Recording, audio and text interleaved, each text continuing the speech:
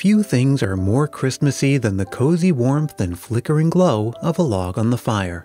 The pop and crackle, the soft shadows, a primal fascination with fire and a sense of a connection to previous generations and a simpler time. It's little wonder that fires and fireplaces are so tightly linked to Christmas, from the pre-Christmas tradition of the Yule Log in Northern Europe, to stockings hung by the chimney with care, to chestnuts roasting, to St. Nicholas coming down the chimney with a bound. Fireplaces have been basically obsolete for more than 100 years thanks to the invention of central heating in the late 19th century. But families all over the world continue to rekindle the holiday spirit, pun intended, year after year, just as I did growing up in New England in the 1980s, and just as thousands upon thousands did in New York City on Christmas Eve in 1966.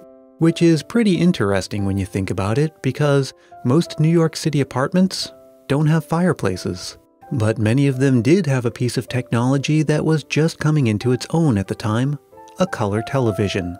And a local station that decided to try something that seemed a little crazy at the time, to broadcast 3 straight hours, commercial-free, of a fireplace set to Christmas music. This is the story of the WPIX Yule Log, a quirky little experiment that became a cherished Christmas tradition and one man's obsessive quest to keep the flame burning. I'm Brian Earl. This is Christmas Past.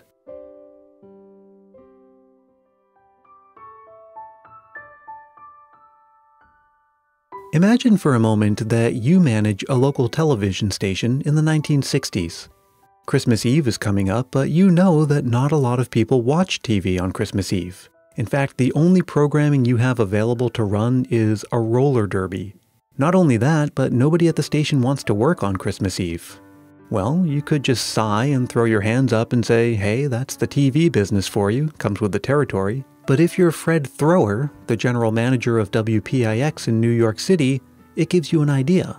Why not try something a little different? Why not try a sort of television equivalent of a Christmas card?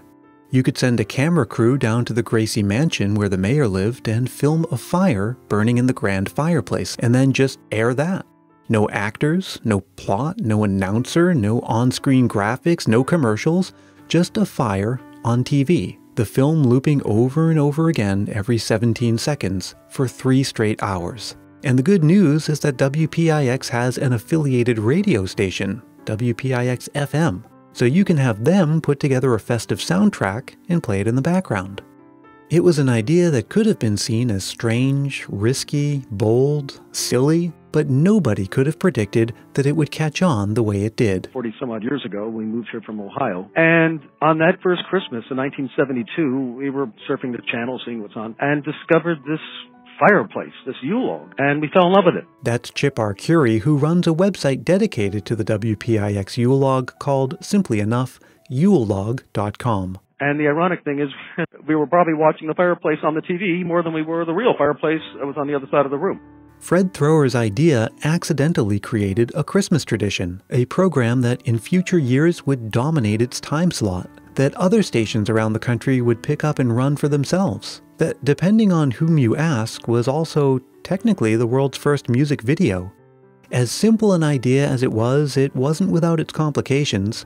During filming, a spark flew out from the fireplace and damaged a $4,000 rug. Not only that, but the finished product looked a little jerky when the film loop restarted every 17 seconds. And it wasn't long before the film itself started to degrade.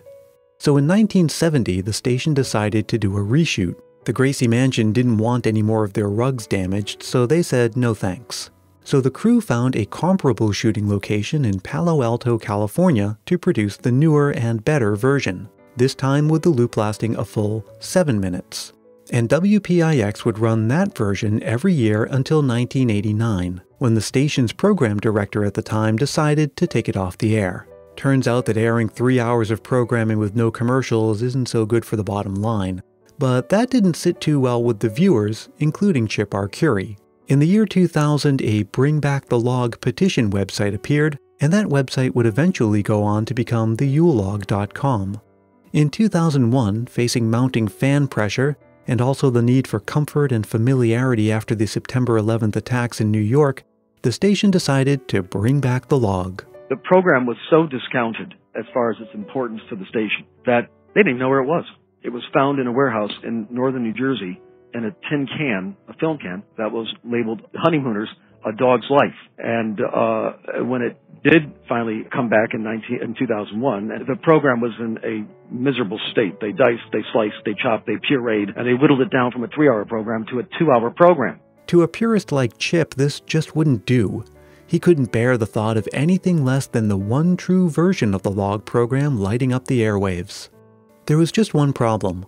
WPIX-FM was now defunct, and many of the songs from the original soundtrack came from rare vinyl records that the station owned. It would be impossible to create the original soundtrack in its entirety. I had every record in my collection.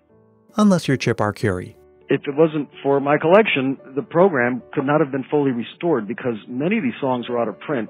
Some of them are very rare, and the one in particular was a song that was added in 1973 by the Singing Angels, a children's choir group from Cleveland, where I'm from. And that was only a local record that was never released nationally. And in my lifetime, I've only found one copy. So Chip and his friend Joseph convinced the station to let them restore the program to its full glory.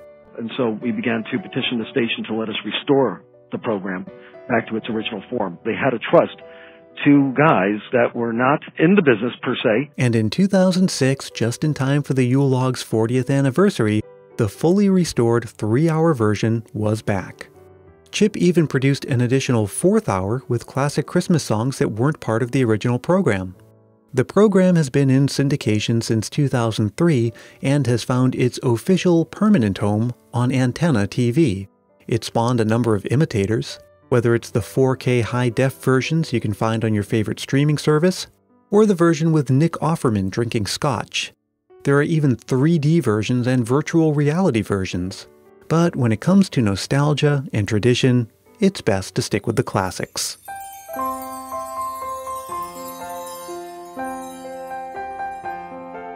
Well, speaking of nostalgia, I'm sure you're like me and you remember shaking a wrapped gift to try to guess what's inside. But you've probably never needed to guess who it's from. The gift tag clearly says who it's to and who it's from, unless you're Carla from Florida, as she describes in this Christmas memory. One unique Christmas tradition we have in our family is that instead of on a gift tag writing the person's name in the to and from box, we usually make up either a famous person from history or a movie character, and we have to guess who is the to and the from, and that makes it kind of a fun game of who would be Princess Peach or Winston Churchill.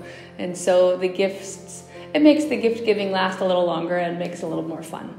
It's never too late to share one of your Christmas memories. Even if you've already shared one in the past, there is no rule against repeat customers at all. Record a voice memo into your phone and send it to christmaspastpodcast@gmail.com, or leave a voicemail on my new Google Voice line at 650-394-7162. Christmas Past is produced in sunny San Mateo, California by yours truly, Brian Earl. Thanks to Chip Arcuri and Carla in Florida. I'll put a link to Chip's website in the show notes for this episode at christmaspast.media. And hey, that's where you can also find all those articles and quizzes and infographics and announcements I've been posting for you. And at the bottom of every page, that's where you'll also find links to the Facebook group, the YouTube channel, and my Twitter and Instagram profiles. This show is a proud member of the Christmas Podcast Network, a collection of the best Christmas shows around. Ones like Tinsel Tunes. New Zealand musician Dwayne Bailey takes a deep dive into the Christmas songs you know and love, with a new episode arriving every month of the year. Find out more about Tinsel Tunes and all the other great Christmas Podcast Network shows at christmaspodcastnetwork.com.